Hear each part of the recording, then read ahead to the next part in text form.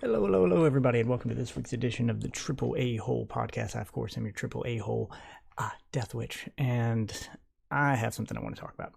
I'm doing this off stream because I will be honest with you, I'm going to edit this pretty heavily, try to throw some graphics in there for those of you watching it on YouTube, and throw some music and some emphasis, try to put some actual production value into this one, and there's probably going to be a lot of takes and a lot of stuff cut as I try to actually put some quality into this and get my thoughts together, because we have a lot to cover.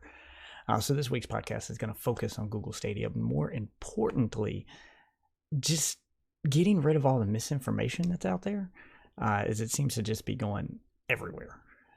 It doesn't take much to open up YouTube and just type in Google Stadia and get this barrage of Google Stadia hate videos. And I'm calling them hate videos because that's what they are. There's a lot of misinformation in them, and I've watched just way too many. I mean, I'm going to Google Stadia right now, going to YouTube, typing in Google Stadia. We get Google Stadia keeps getting worse. The big problem with Google Stadia, here's what's wrong with Google Stadia. Google Stadia is doomed. Pricing is doomed. So we're going to go over all of these complaints that people have and why everything seems to be so fucking one-sided with this argument. I'm going to start with the big one. That seems to be everyone's go-to argument for Google Stadia. And I'm trying not to call anyone out by name, but I've watched quite a few videos and I've read a lot of comments, and we just get just argument after argument about game ownership. So for those of you watching, I'm going to show you something. And for those of you listening, I'll tell you what it is. I have in my hands here a stack of games, physical media games that I have purchased over the years.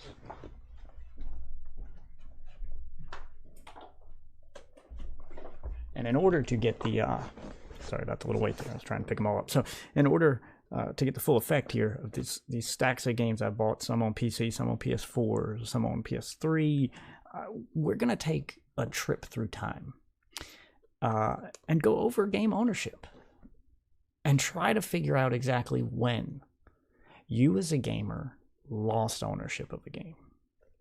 So if we start our trip back through time, and we'll go back generation by generation. So we'll start with the current generation, where I can pick up a few games.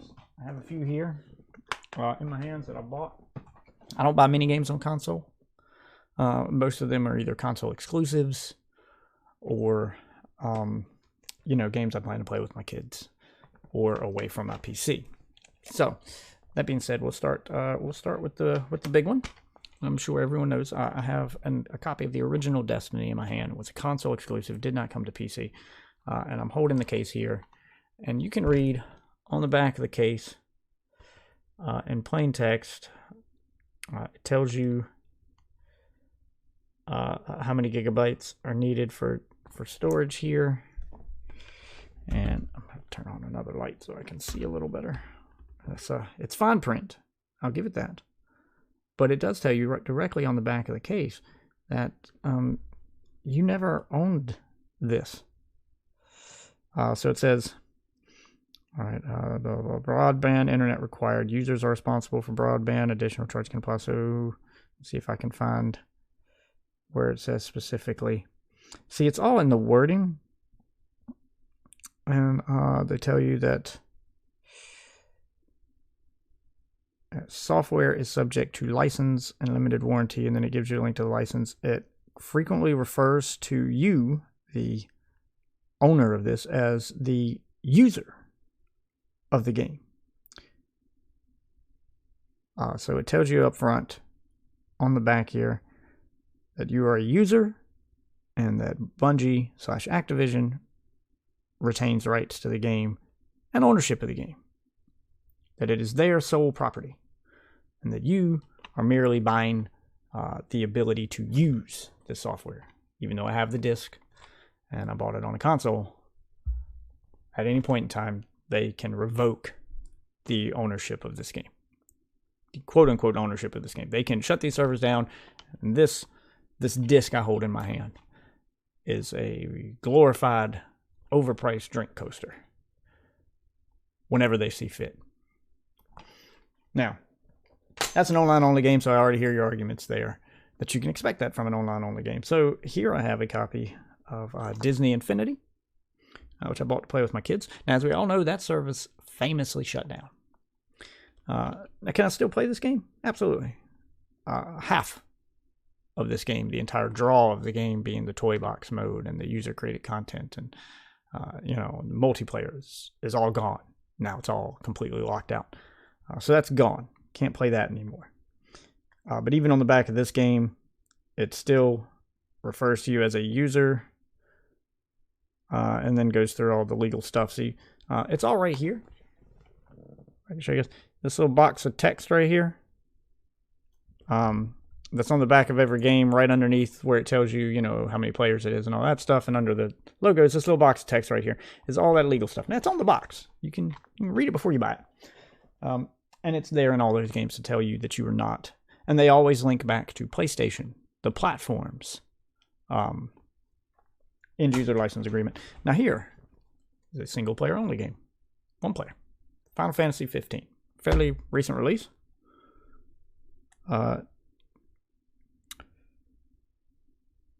Very first line, software subject to license and limited warranty, where they link to PlayStation's license, but Square goes a step further. It says license for play on PS4 systems. It tells you main character design, and it also links to, there's a lot of legal mumbo jumbo, like Blu-ray disc is a trademark, blah, blah. So just skipping all the trademark stuff, it does tell you that you are again a user.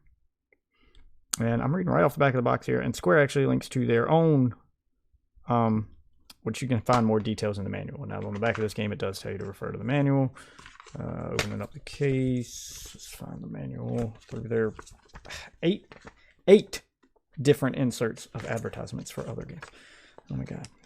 No, I don't want a World of Final Fantasy. Okay, there it is. What is this? Okay, where is it in English? There it is.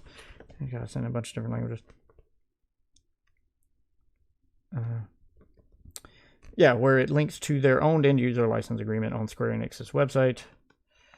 It even has a section in this manual. I'm saying that with air quotes because back in the day, game manuals you stay out to play the game and have pictures and all that. This is just a card with a list of legal mumbo jumbo that came with Final Fantasy 15, and it's only a booklet because each page is the same text in a different language. So the English portion has it separated by warnings of photosynthesis, all your usual, epilepsy warnings, things like that. Then it has handling your PS4 disc, customer support, warranty. There's even a section about ownership, where it does mention that you are a user and sends you to a website to read their end user license agreement for purchase of this disc, that the contents of what you own. So for the current generation of games, as far as ownership goes, when you purchase, just so everyone is 100% legally clear on what you own, since we are arguing the ownership of games, what you own when you purchase a physical piece of media. And this holds true for video games and software alike. Whether you're buying Norton antivirus or a fucking video game, you own the plastic. This hunk of plastic it's stored in, the hunk of plastic that you put into your machine, the little reflective disc, you own that. The data that is physically on that disc does not belong to you. And at any point in time, they can restrict your access to that data. So you don't own it. You haven't for a while. Now, I can go back even further. Going back to PS3 era, we'll go back, since I've been picking on consoles a little bit, we'll go back to PC gaming. Because Google is going to be running a lot of PC games, and they're hitting that market pretty hard. So I hold in my hand a physical copy of Diablo 3 on PC. All right. Got the disc, got all this good stuff released back in 2012. Now on the Is it the top of the box or the bottom of the box? Oh, yep, right here on the top of the box clearly says the use of this software product is subject to the terms of the end user license agreement available at, and it gives Blizzard's end user license agreement. All products there are subject to Battle.net terms and condition and require Battle.net to use. A Battle.net account, and then it gives you Battle.net, can be acquired at no cost to you. Battle.net accounts are non-transferable. You must be an adult in your country or resident to sign up for an account. Oh, the real world. Oh, this is interesting because this is actually gone, but it even gives a warning about this. Because remember, this is for the launch version of the game. All use of the real world currency version of Diablo 3's auction house is subject to your acceptance of its terms. Located there. Internet connection required to play. What is quoted on the back here as being 1 to 4 players. So single player game. Diablo's traditionally been played offline. But nope, that went away with Diablo 3. So even as far back as 2012, you didn't have ownership of games, especially on PC. Now over here, in this hand, I have some Xbox 360 games. So I'm going back to consoles there. Got 2. I have a multiplayer one. I have Call of Duty Modern Warfare 3. Same thing there. It again refers to you as a user, links to Activision's, and this was made in 2011, links to Activision's end user license agreement website for more details, where you go there, and it again reminds you that you do not own what is on the disc, you just own the physical disc itself. Also have a copy of Fable 2, single player game on Xbox 360. Same thing, it's all the same thing. Interestingly enough, though, going far enough back, so this is as far as I could trace back that you actually, legally, owned a game. Original Xbox. I have the original Xbox version of Advent Rising in my hand. Great game.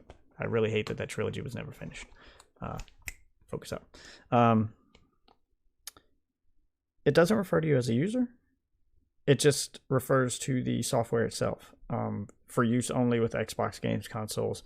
Don't copy, reverse engineer, transmit, public performance, rental, pay for play, or circumvention of copyright protection. So basically, on the Xbox One generation, you owned 1 copy of this software, and that's it.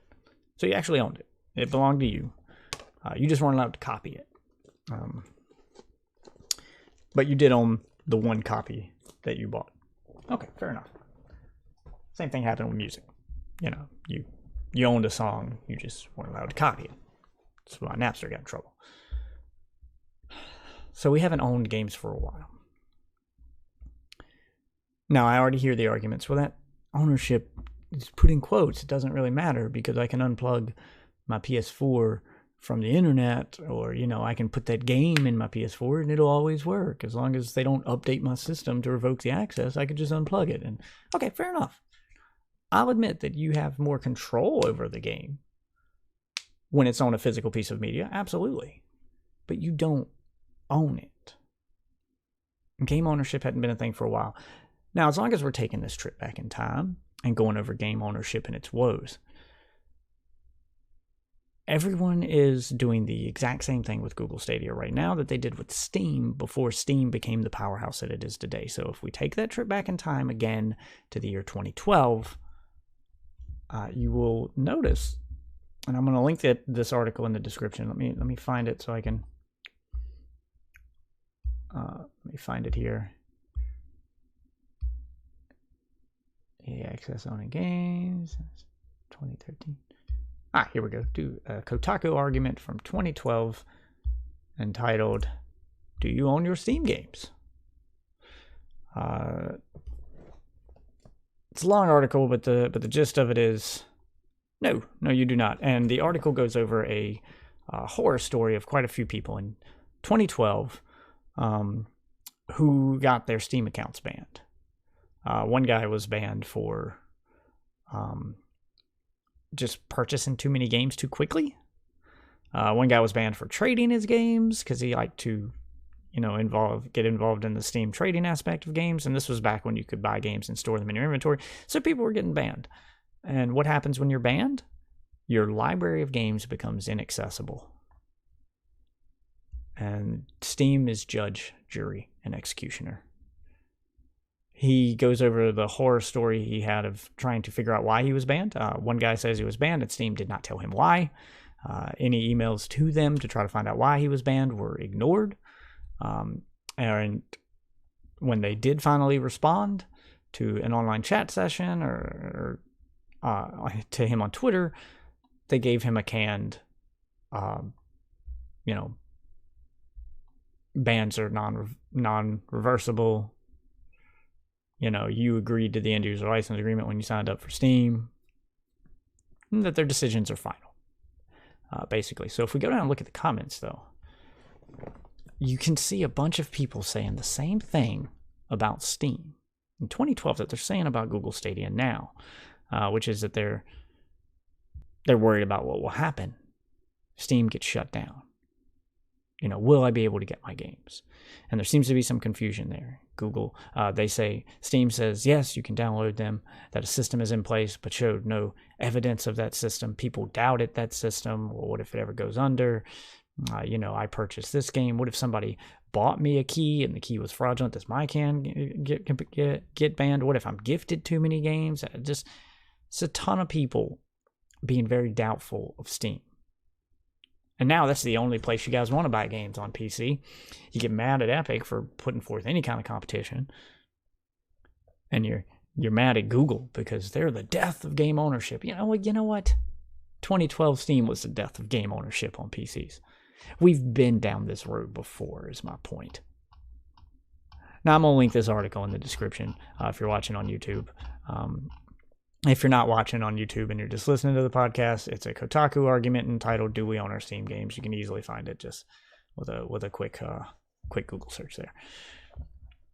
So moving on from that, because no, you don't own your games, and you haven't for a long time. That being said, Google has addressed ownership several times. It did a Reddit AMA, which I'll also link, where they were asked repeatedly about game ownership, and they addressed it by saying that they're committed to giving you the games you pay for and supporting those games even after the service is discontinued. So they're making the same claim Steam made, where they said, hey, look, even if we discontinue this service, you can download your games. We'll give you access to them. That systems are in place. Now, Google took it a step further than Steam did by referencing its other services that it already uses for storage of data, such as, putting your games on Google Drive.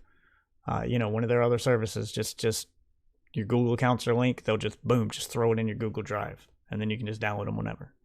Or, throwing them in Google Docs and giving you keys or something like that. So they didn't say specifically, but they did say that there's a plan in place. Okay, fine. Same thing Steam did. Same thing Steam said.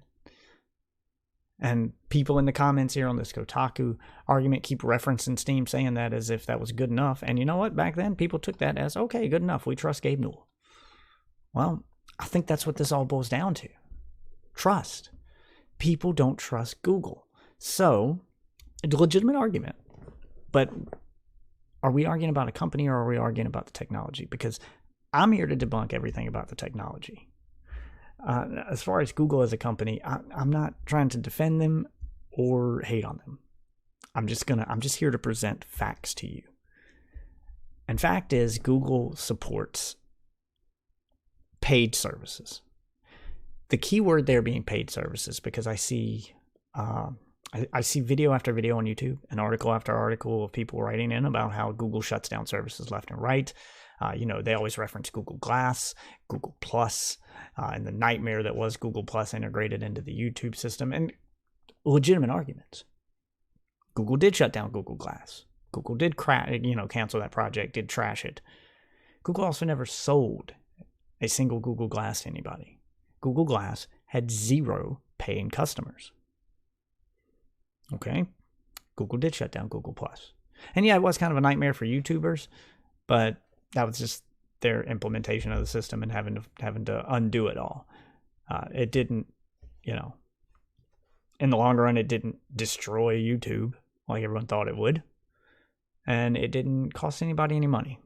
Google Plus had no paying customers.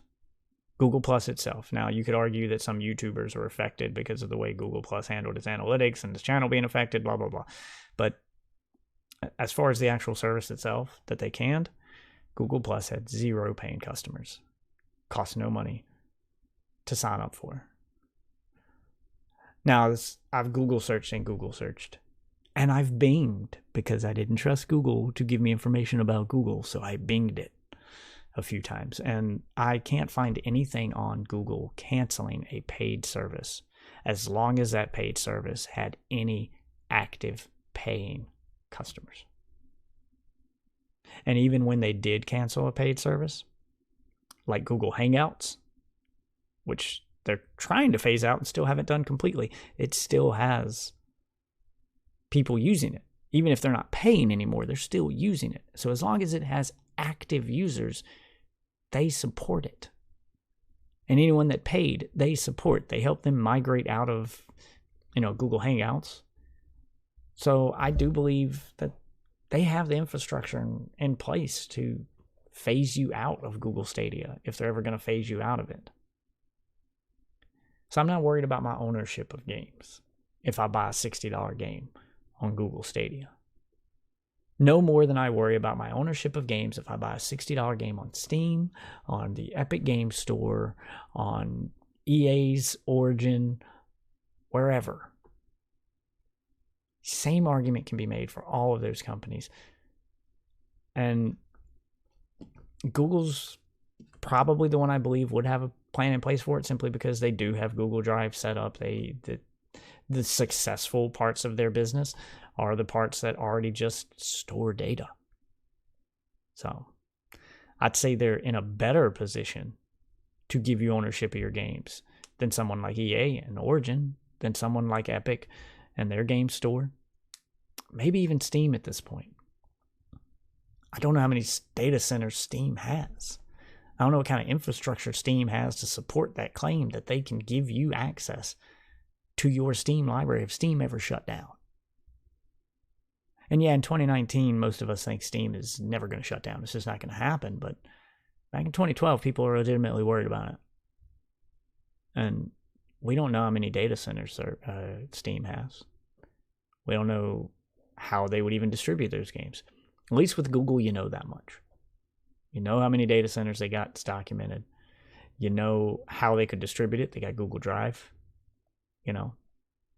They've got all these things already linked to the same account you're going to be using for Google Stadia.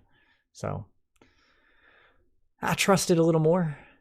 The game ownership argument with me doesn't carry as much weight as it seems with other people, because I'm of the understanding that I haven't owned a game in a while, even single-player games. That hasn't happened since the days of cartridges. And yes, you can argue with physical media, you still have access to it even after they shut it down, so it's harder for them to revoke your access. But legal ownership, no. You never had that. Not since at least 2012. Now, the second argument that comes up all the time is infrastructure and internet speeds.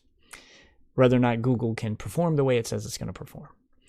So we're going to take, again, a trip back in time, and we're going to address that one. Now, again, I'll link to all the articles I'm going to reference here in the description, or I'll say them out loud for those of you listening.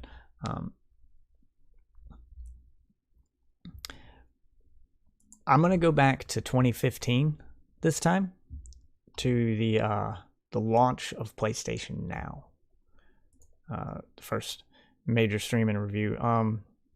So this is from trustedreviews.com. July 27th, 2015. They go over the pros and cons of PlayStation Now game streaming service. And this was back when it only did PS3 games and was noticeably worse than it is today in 2019. And I'm going to compare the two reviews. I have a review from 2015, and I have a review from 2019. So in 2015, the pros, as stated by Trusted Reviews for PlayStation Now, were reliable streaming, a great interface, a decent library of titles, and multi-device compatibility. So this would be all things you could probably say about Google Stadia. So we were calling their streaming reliable in 2015. So in 2015, reliable game streaming was possible. I've got a few other articles talking about the same thing. We got PlayStation 4's Now service performance analyzed. This one's in 2018. There's another one from PC Reviews. Which one was this one? Sony PlayStation Now. They review the products independently. Pros, very responsive performance. Enough good games to be in the library to be worthwhile. The cons was it requires a fast internet connection. And again, this was from 2015, where they're just going over the value of it and everything. And people seemed excited for this one. Now, this one is from 2015 and from Ars Technica, which is another site I'll link to here that says, this is an article entitled, "With PlayStation Now, Sony Proves that Game Streaming Works." And they did this one. I'm linking specifically because there's a video in this one that you should watch. It's about 1.5 minutes long, where they tested the minimum requirements for PlayStation Now to stream the games, not download them. Tested on a PC with the PC version of PlayStation Now, which is their stream-only version, where Sony makes claims even more outlandish than Google's making, because people are saying 25 megs is fast enough for 1080p streaming. You know, everybody's just saying Google can't do that. That's impossible. This technology isn't there. The technology isn't there. PlayStation Now says that its minimum required speed is 5 megabytes a second in 2015 for game streaming. And I linked to this article specifically because it actually has a video where they tested it using those speeds. So what they gathered here, and this is from 2015, what game streaming was like before Google Stadia was even a thought on anyone's mind. Our throttle testing started with a limit of 5 megabytes per second download speed, which Sony recommends as the minimum for, quote, an optimal gaming experience. At that bandwidth level, the service usually wouldn't even start at all. Instead, a pre-launch connection test told us the connection simply wasn't good enough for PlayStation Now. The same error occurred when we bumped our bandwidth up to 6 megabytes per second. So they're limiting their bandwidth to try to see what happens. So 5 and 6 wasn't possible. It didn't do what PlayStation Now said it would do. But here's the thing. It's 7 megabytes per second. And they show it on each one of these tests in their video. And the video is about 2 minutes long. At 7 megabytes per second, we were able to start PlayStation Now reliably with a significant performance hit. The image was noticeably grainier than it had been at full bandwidth. Sometimes we were able to get a relatively smooth frame rate, sometimes not, but most of the time the frame rate stuttered, dipped noticeably, and was near constant. Games like Super Street Fighter 4 was technically playable at this level, and input seemed to register just fine, but the constant stuttering made for a frustrating experience, and they compare it to a laggy online match. I'm going to circle back around to the online aspect of games with Stadia in a second, but for now, we're focusing on whether or not the technology can deliver what they're promising, because it seems to be everyone's worry. With a little more bandwidth, though, the experience improved quite a bit. At a limit of 8, the image quality seemed to be 720p and boasted a solid frame rate of 30 seconds. At this bandwidth level, the only issues were occasional compression artifacts appearing as small scrambled boxes here and there. By the time we hit 9 megabytes, they bumped it up to 9 megabytes, almost double Sony's recommended minimum of download speed. Streaming once again felt like local play. So they would recommend 9 to 10 to make it feel like you're playing the game on your PS4. No input lag, smooth video. This is in 2015 with a streaming service on PS4, a console not built for streaming, from a company who didn't have their game model built around streaming. This was an afterthought for them. And they pulled it off then. And if you scroll down to the comments on that article, people praise it. The reader comments are ready for the future of game streaming. So speaking of that future of game streaming, I got another article here from 2012 about a little service called OnLive. That came out in 2010, so 2 years into its life cycle.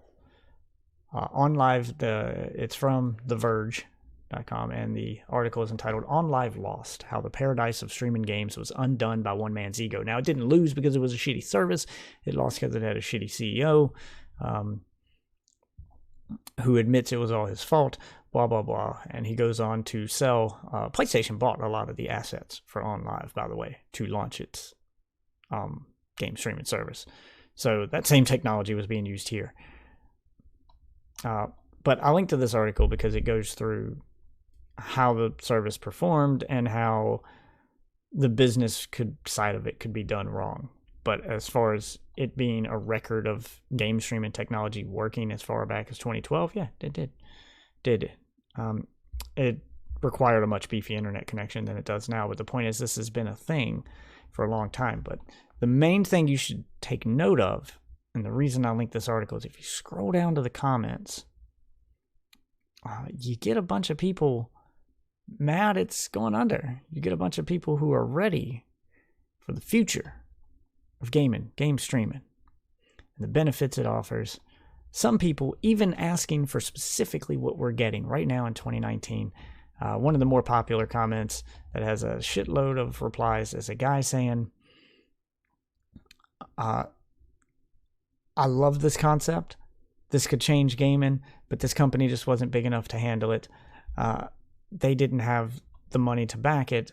I hope a company, because at this point in time, their website just had that their company was up for sale on the website, and they announced they were shutting it down, and there had been no buyer yet. Sony ended up buying it, but they had wished that specifically someone like Google or Amazon would jump in and buy this and use their data centers to turn this into something great.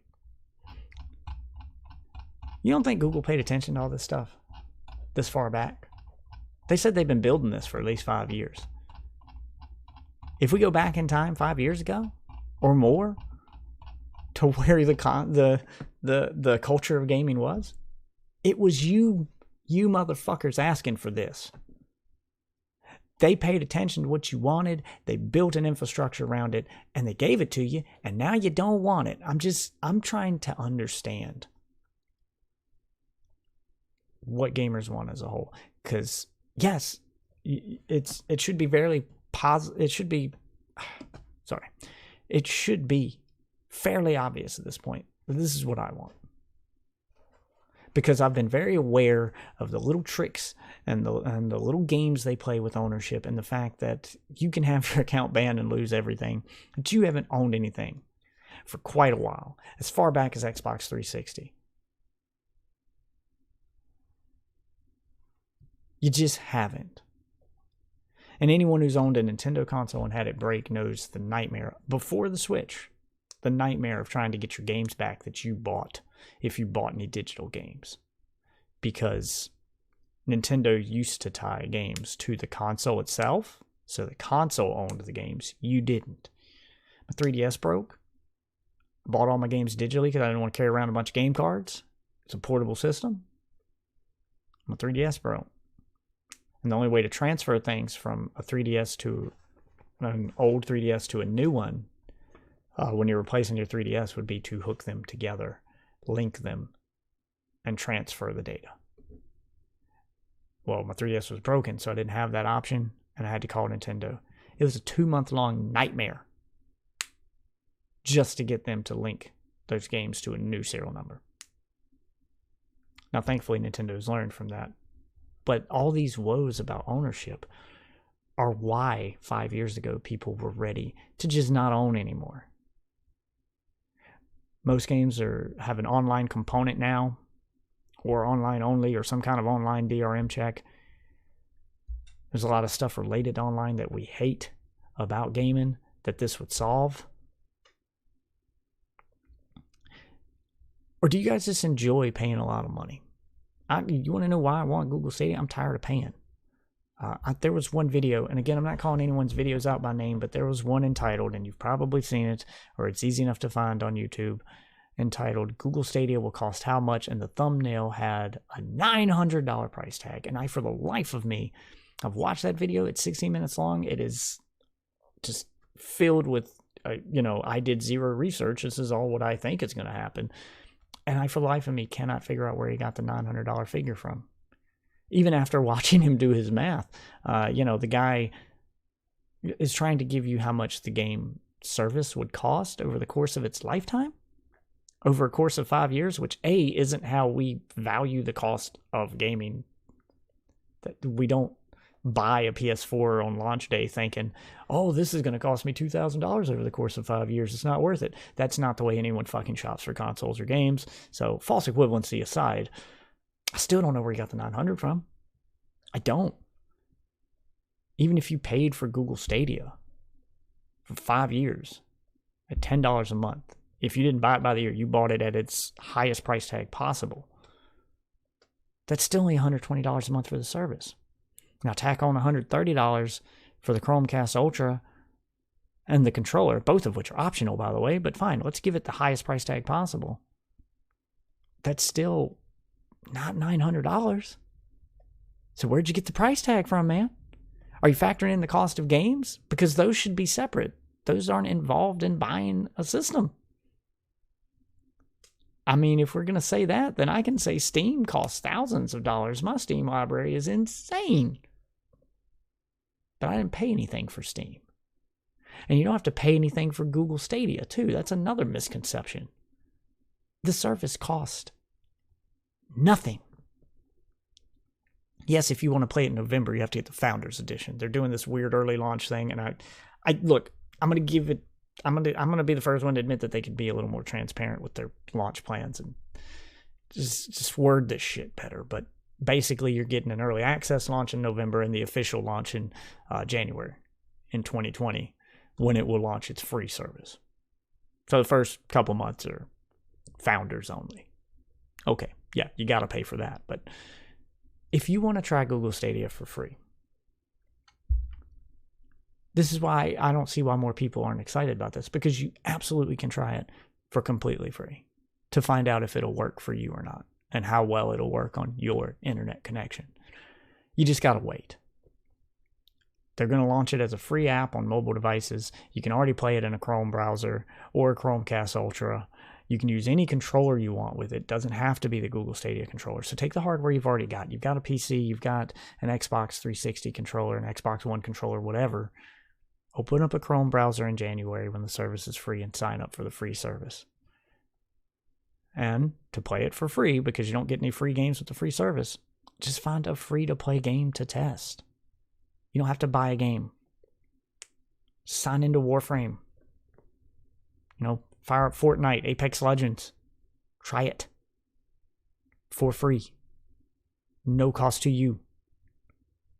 You should be excited for this, because it means that there's people who don't have the hardware to play those expensive free-to-play, those graphically intensive free-to-play games, or any of the big games. Can try them and see how it runs for you. Now let's talk about internet for a minute, since I just brought that up.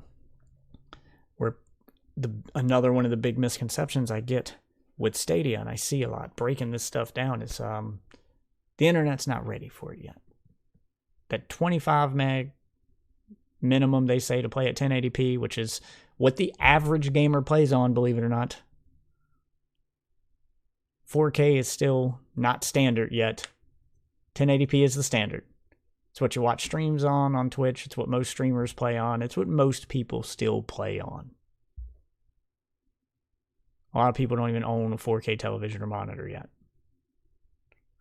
And that's average. So I'm just talking about American average. I know a lot of gamers don't want to believe that, but yeah, that's a lot of people just don't.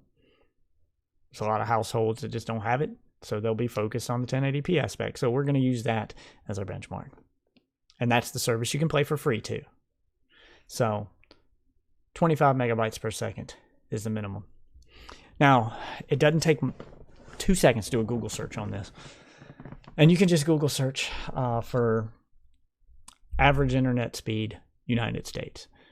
Now, I've got a report here from the website Broadband Now that did their 2018 coverage map. They do this once a year to let you know how the infrastructure is growing in the United States and where we're at compared to the rest of the world. And now I'm using them as the example. Again, links in the description, because they break it down by state and rank them. So in 2018, internet speed in America, the United States increased by 40% over 2017. Made it leaps and bounds here compared to what it's been over the course of the last few years. You saw a big uptick. That trend just went through the roof. Why do you think Google picked now to launch this thing, man? They helped build that infrastructure with Google Fiber, right? This isn't just something that they're just throwing shit to the wall to see what sticks.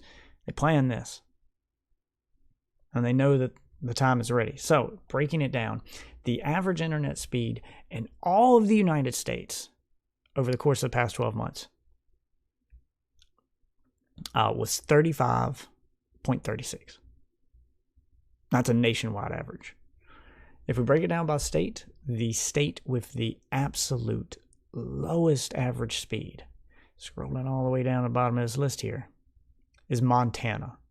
It is the only state in all of the United States, this includes goddamn Alaska, by the way, that falls underneath that 25 megabyte minimum. And it ranks in at 20.3 megabytes per second. And that's the average. They even go with coverage of the amount of people per state that can get broadband coverage. Montana, again, being the lowest, with just under 70% of the state getting broadband coverage.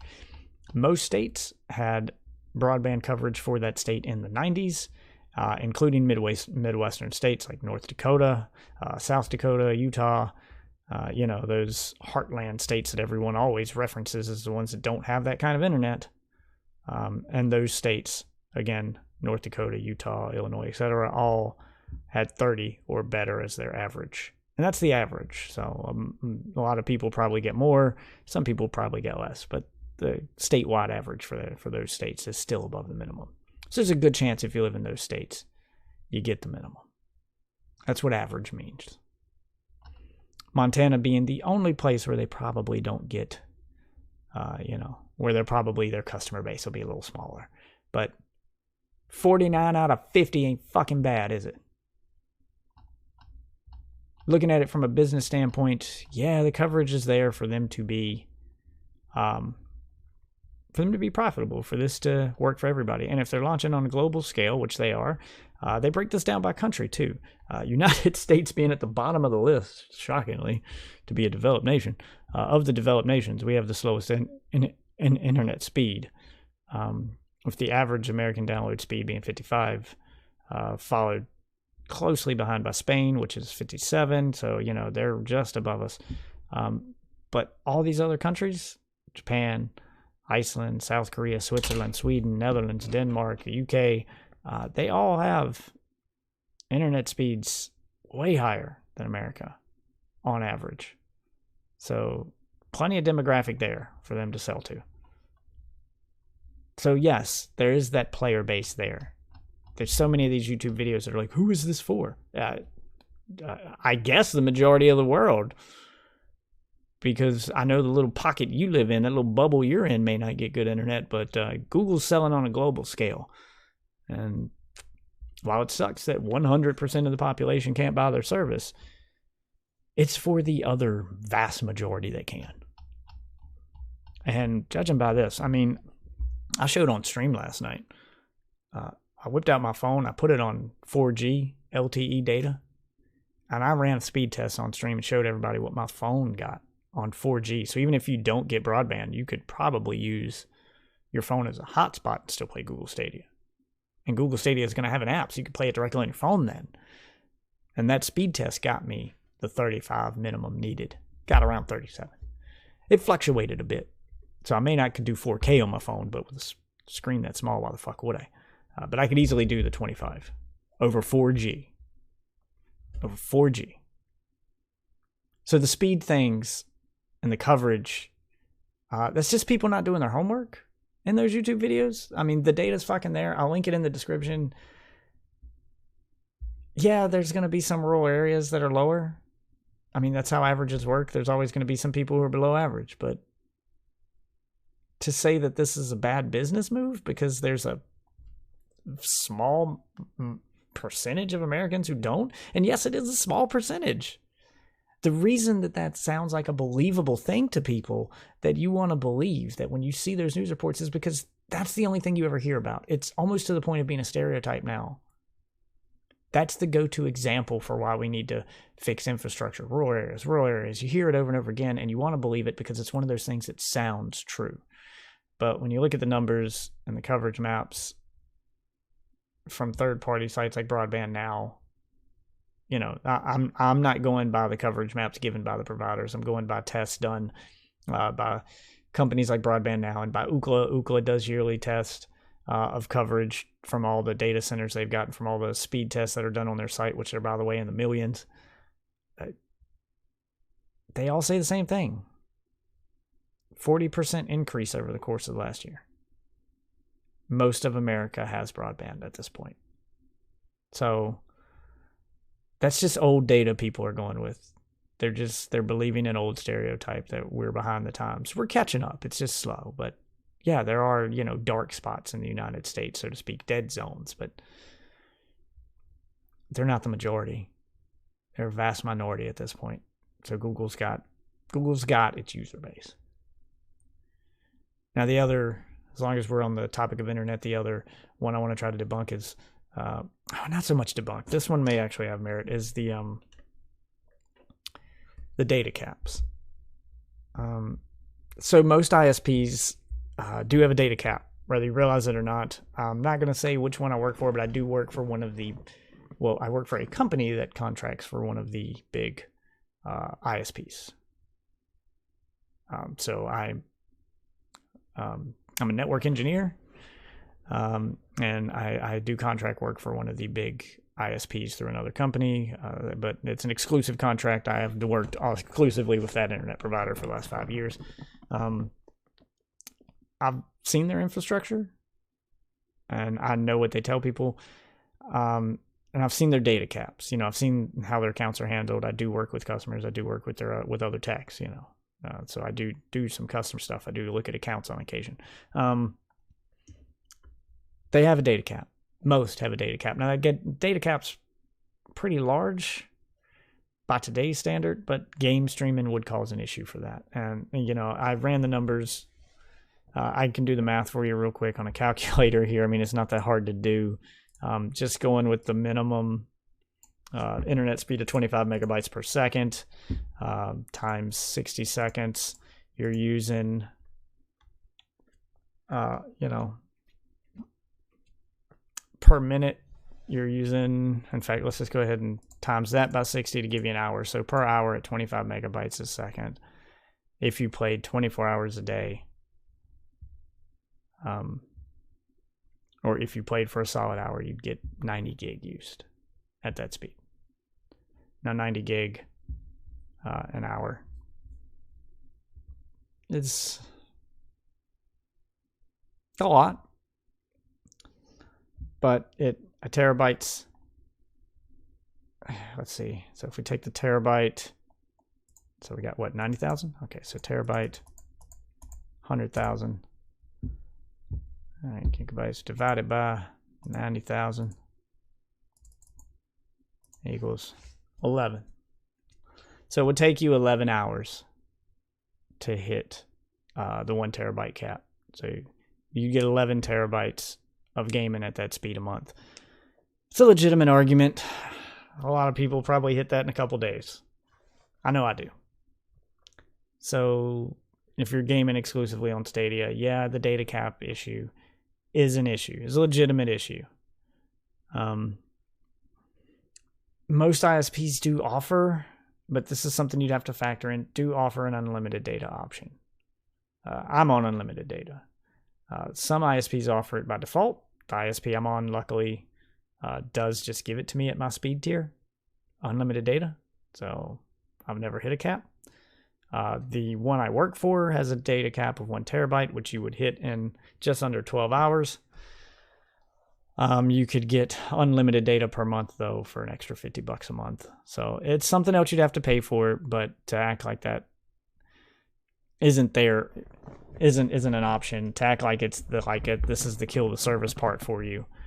That's more of an ISP issue, and people should be mad that their ISPs just aren't offering unlimited data in 2019 anyway. Their Google Stadia existing or not shouldn't matter there. That's the ISP screwing you over, but at least they do give you the option for unlimited data. So you need to weigh your options here to decide if Google Stadia is worth it. And the fact that you can try it for free come next year if you just wait. You can wait till one of their free-to-play games launches on the service. Wait till the service launches for free. Start a free account, play the free-to-play game for free, and try to stream it. And if it runs smooth for you and you don't notice any input lag, then you need to decide, do I want to stick with Google Stadia or do I want to go the traditional route? So if we add up the prices of the two, if you pay $300 on average for a console, then you have to pay $10 a month on that console of your choice. I guess $5 a month on Switch, but you still have to pay a monthly fee if you plan to play games online. And let's face it, most games are online. You are going to want to play online. So if you have a PlayStation, you're a PlayStation Plus subscriber. And people complaining about their games being tied to Stadia or whatnot, PlayStation Plus has done this for years. Xbox has done this for years. If you subscribe to PlayStation Plus and you get those free games they give you every month, you've amassed a library there. I got over 100 games on my PS4 right now. I've been a PlayStation Plus subscriber since day one. I've got over 100 games on my PS4 right now that if I did not renew my subscription to PlayStation Plus, those games I have downloaded on my console would become unplayable. They would become locked. So it's a subscription service. I don't own those games. I subscribe to them. And subscription services have done much better over the course of the last few years. They've become immensely popular. They've, for some reason, just done this weird thing where they've flown under the radar, but they are popular. The market's there. There's a reason why Google is taking a risk on this. The market's there. PlayStation Now, you can look it up, has 149 million subscribers as of the recording of this broadcast. 2019, 149 million subscribers. EA Access has an assload of subscribers in the millions. They're getting more and more popular. They're getting new subscribers by the day, and they offer different things, but as far as game streaming, PlayStation Now proved it's possible and people want it. 149 million is not a small number, and they charge $20 a month. And people are paying it because you do the math here. And this is why I support Google Stadia. This is why I think it's worth it, and this is why I'm excited for it. Despite the fact that it doesn't cost you anything to try, that they have no price point, wall of entry there.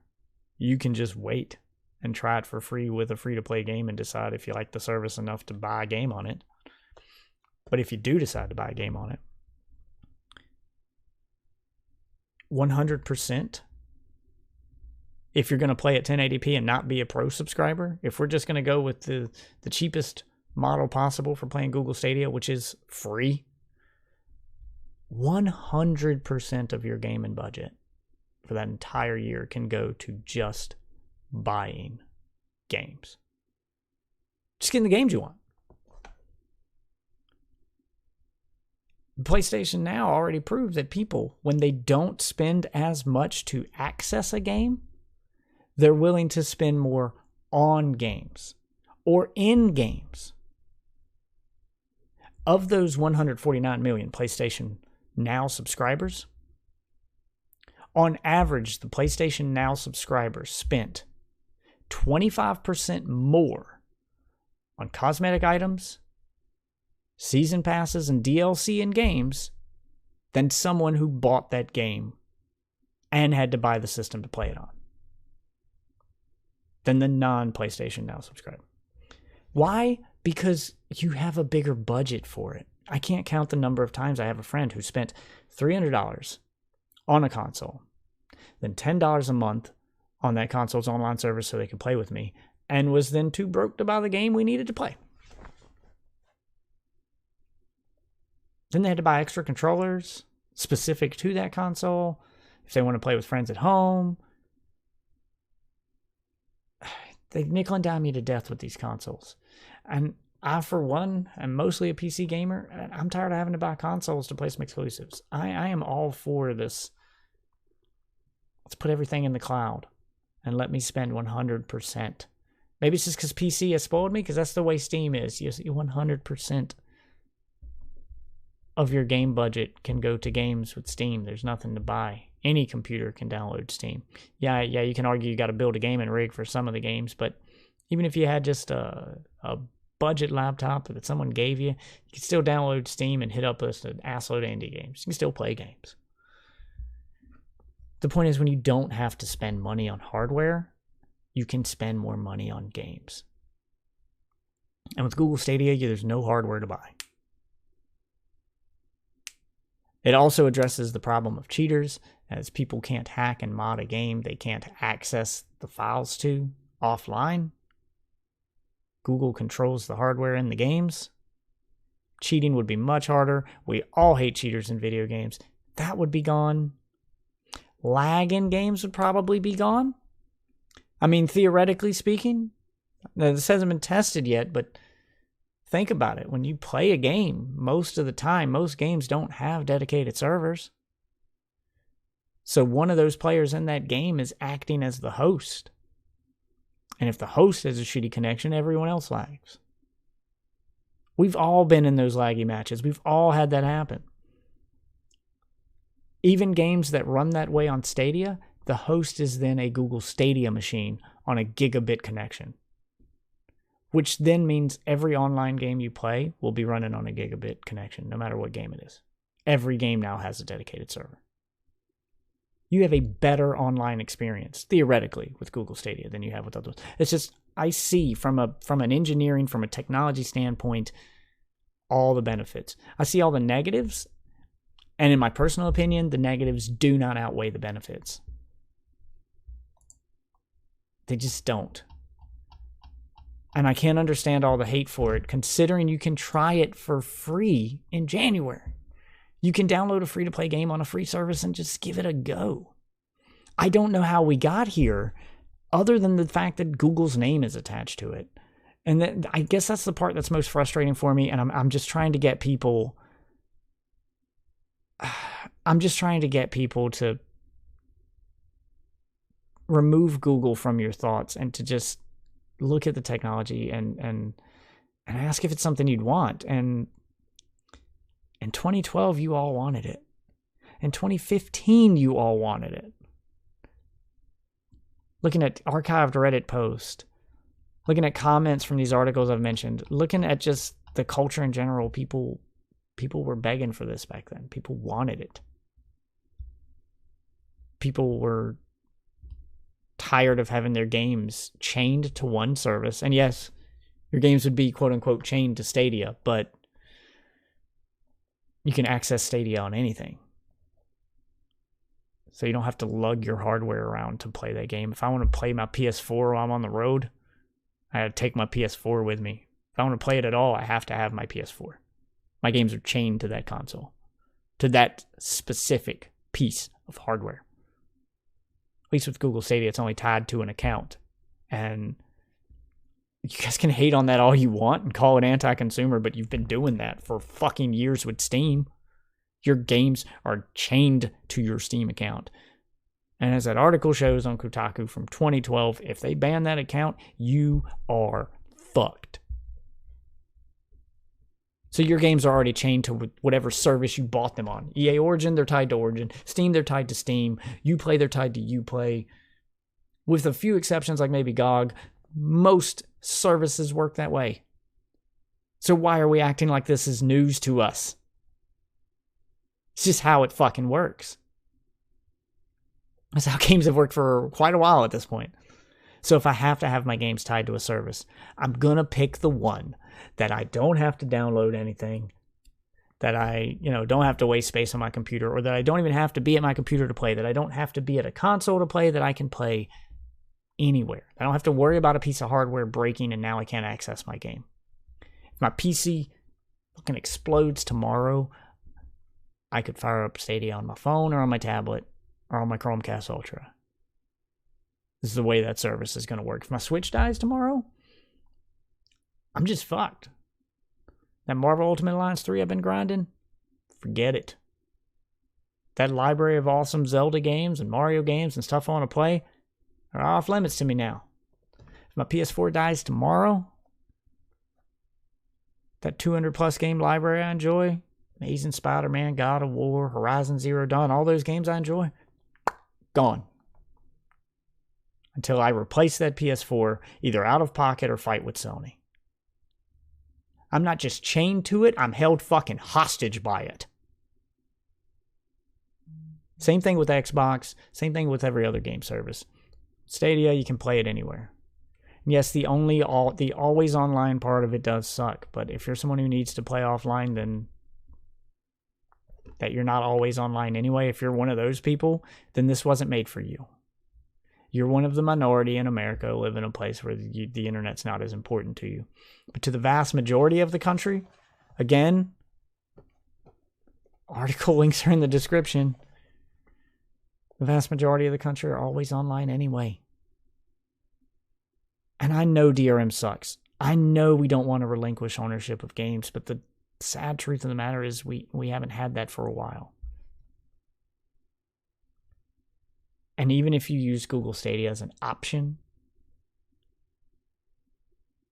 more of a convenience option than a replacement for your current consoles, which is, by the way, the way I recommend you do it. Don't use it to replace your consoles. Why does everybody keep acting like we only get one goddamn choice? Like we shouldn't be welcoming this as an option. Why do we have this mindset that we can't own more than one thing? This happens with every console war and with every fucking new game system that comes out. New platform that comes out. People arguing with Epic over Steam. Just use both. Variety is the spice of life. Any good businessman will tell you to diversify your assets. Don't put all your eggs in one basket. Google Stadia, I think, would be a great second console. Because it's one you don't have to buy. Because it's one that you can say, I just want to play this game, but I don't have a PC that can play it, and it's not on my console. I'll use Stadia to get to access this game. Then all you have to do is buy the game. All you have to do is buy the game. Which you were going to do anyway, if you had that console. I can't count the number of times I've wanted to do that. And then had to buy a whole nother console just to do that. I didn't have an Xbox One. And I wanted to play an Xbox One game, I'd have to buy an Xbox One. I was a PC guy. I ended up having to buy a PS4 just to play, the Uncharted, just to play the God of War, just to play their exclusives. I couldn't just buy the game. I had to buy a piece of hardware too. So as far as being a second console goes, why would you not welcome this as the best choice?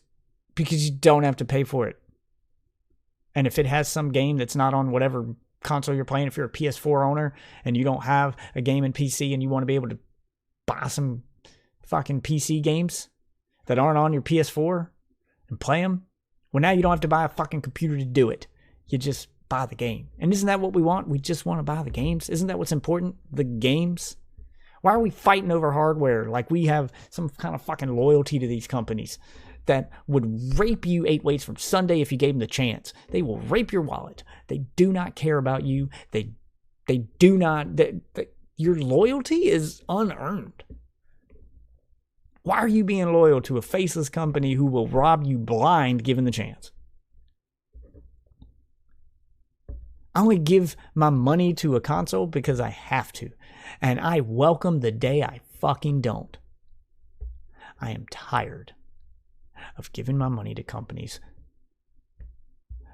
who don't give two shits about me. And then I don't understand this loyalty that people have to a brand. Fuck that. This is your best bet for a second gaming console for a second option in your house. You don't have to pay for it. You just have to buy the games. And that's something you're going to do anyway. So why are you not welcoming the ability to do that? I don't understand why everyone is just so gung-ho to kill this thing. This is what I've been waiting for since OnLive. I was an OnLive customer. I have been watching this technology grow for 9 years at this point, since 2010. And yes, we are finally at the point where this is reliably possible without needing insane internet to do it.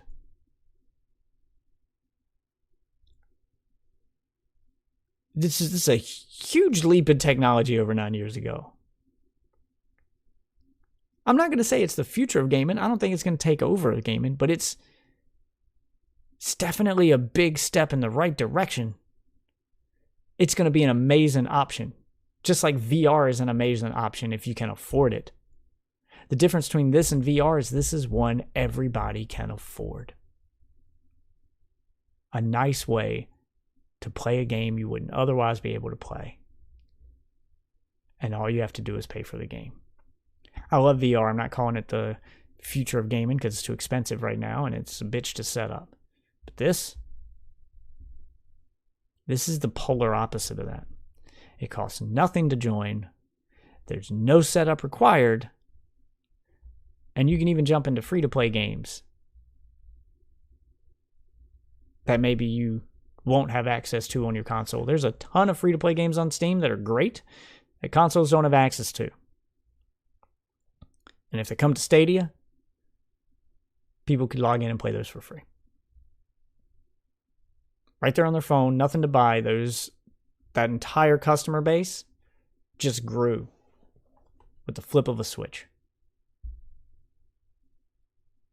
No longer do you have to wait for a free-to-play game to get ported over and then cross your fingers and hope to whatever God you believe in that it's going to get cross-play. Because my Warframe account on PC is massive, and I'd love to download Warframe on my Switch and take it with me. But I can't, because the Switch version doesn't cross-play. The PS4 version doesn't cross-play. The Xbox version doesn't cross-play. They're all separate accounts. Well, if I played on the Google Stadia version, I turn my PC off and I whip out my phone or whip out my tablet and I want to take my Warframe on the go, I'm playing on the same fucking account with the same fucking people. This should all be things people are excited about. Crossplay becomes less of an issue. You can take it with you. Your gaming becomes more convenient. I see the... I'm rambling at this point, so I'm going to bring this to a close. But I see people's complaints, and some of them are valid. The data cap one being the most valid. The speed one, if you're one of the people who live in that minority place where you don't get that kind of internet, yeah, okay, fine, I see the complaint, but it wasn't really meant for you. So they weren't marketing towards you anyway. I'm sorry you were excluded, but not whatever. The data cap one, yes, I see. But even if you have to pay for unlimited data from your ISP, and most offer that as just an add-on for roughly $50 a month, even paying that and a subscription to Google Stadia is still less than buying a new console to play a console game, a console exclusive, to play with a different set of friends list because there's not cross-play. It's still a lower barrier to entry than your other options. So I think things are being a bit overblown. I think people are freaking out a little too much. And I hate that. I hate to see irrational arguments, and I hate to see people acting like it's the end of the fucking world for something that honestly is a good thing and could be a great thing if people gave it a chance. I could be entirely wrong. It hasn't launched yet. But I did watch all the videos from people who played it at E3 and who had nothing but good things to say about it, some of which couldn't even tell they were playing a streamed version of the game or didn't believe it. And if it runs that smooth as it did at E3, if they weren't just outright lying to us about the service and that what they demoed is what we're getting, then I don't know why people just aren't losing their minds excited about this. This is a threat to consoles because there's no console to buy. You know, this is cross-play no console to buy. You know, it's all the bad things about consoles removed from your gaming experience. So if it can deliver a console quality gaming experience without any of those barriers, I don't understand why people's arms aren't wide open, to be honest with you. And hey, leave it in the comments. I'd love to hear. If you're watching this on YouTube, leave it in the comments. If you're listening to it on a podcast, you don't want to use YouTube, deathwitch at Gmail or deathwitch at Twitter. At me. Tell me. Tell me why I shouldn't want this. Give me one legitimate reason why I wouldn't want something I can try completely for free before I buy. Why I shouldn't want this. Ball's in your court. Fanboys. Thanks for listening. I'll see you witches next week. We're done with Google Stadia, I promise. Because I think I've debunked as much as I can. See you guys on the next episode of the AAA Hole Podcast.